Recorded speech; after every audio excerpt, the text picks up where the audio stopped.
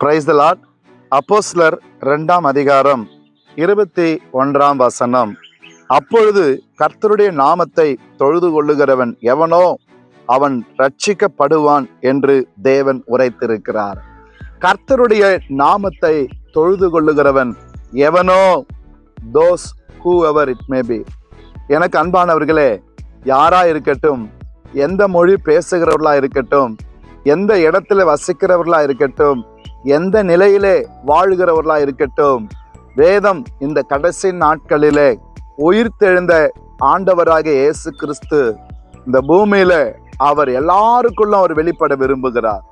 அவருடைய பரிசுத்த ஆவியானவர் சபைகளுக்கு கொடுத்திருக்கிறார்.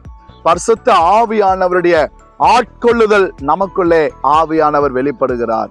எனக்கு அன்பானவர்களே, கர்த்தருடைய நாமம் இந்த நாளில் the name of the Lord.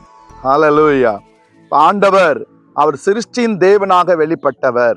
இந்த உலகத்தில் இந்த எல்லா விதமான இன்றைக்கு படைப்புகளை உருவாக்கின தேவன் கடைசியிலே மனிதனை தம்முடைய சாயலின்படியே அவர் உருவாக்கினார்.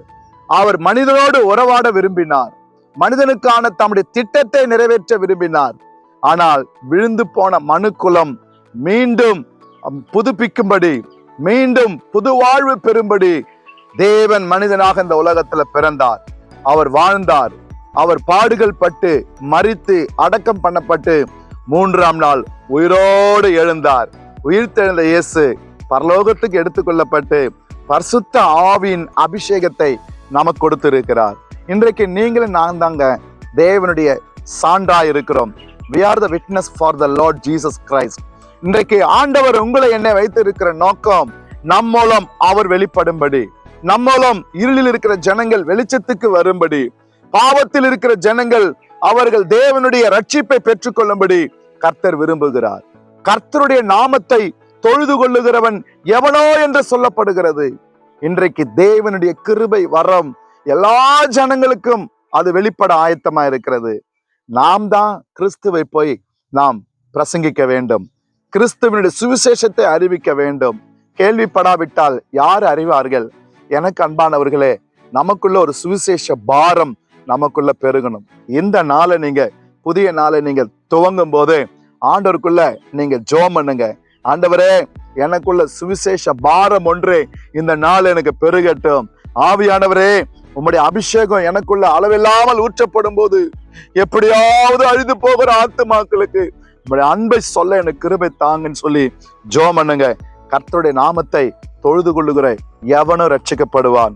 இந்த நாளில பரிசுத்த ஆவியானவர் தேவனுடைய நாமத்தை வெளிப்படுத்தும் போது ஒரு தெய்வீக வல்லமையை கர்த்தர் வெளிப்படுத்துவார். தேவனுடைய சித்தத்தின்படி நடப்பதற்கு நம்ம ஒப்பு கொடுப்போம். எனக்கு அன்பானவர்களே, கர்த்தருடைய நாமம் தாங்க உலகெங்கும் பிரசங்கிக்கப்படணும். அது இயேசுவின் நாமம். அது வல்லமையுள்ள நாமம், விடுதலையின் நாமம், பாவ மன்னிப்பை கொடுக்கும் நாமம், பரலோகம் கொடுக்கும் நாமம். இந்த நாமத்தை அறிந்திருக்கிற நாம் அந்த பரிசுத்த ஆவியானுடைய ஆட்கொள்ளுதலினாலே நமக்குள்ள பெருக வேண்டியது, வளர வேண்டியது சுவிசேஷ தாகம் நமக்குள்ள பெருகணும். இந்த நாள்ல பரிசுத்த ஆவியானவர் உங்களை கொண்டு அந்த நாமத்தை பறைசாற்ற கர்த்தர் உங்களை பயன்படுத்துவாராக. உங்களுக்காக நான் ஜெபிக்கிறேன். நல்ல பிதாவே, கர்த்தருடைய நாமத்தை தொழுது கொள்ளுகிறவன் எவனோ அவன் ரட்சிக்கப்படுவான் என்று சொன்னிற தகப்பனே, எத்தனையோ ஆத்துமாக்கள் இயேசு இல்லாமல் அப்பா அவர்கள் அழிவின் விளிம்பல பாதாளத்தை நோக்கி ஓடிக்கொண்டிருக்கிற ஜனங்கள் மத்தியில அப்பா எங்களை இந்த ஜீவனோடு வைத்து இந்த உலகத்தில் நம்முடைய நாமத்தை அநேகருக்கு சொல்ல தேவன் அண்டை பரலோகத்தை ஆத்துமாக்களால் நிரப்ப எங்களை பயன்படுத்தும்படி ஜெபிக்கிறோம். உம்முடைய நாமத்தை உயர்த்துகிறோம். அந்த சுவிசேஷ ஊழியத்துக்கு எங்களை முற்றிலும் கீழ்ப்படுத்தி ஒப்பு கொடுக்கிறோம். ஆளுகை செய்யும் இயேசுவின் நாமத்தில் பிதாவே, ஆமென்.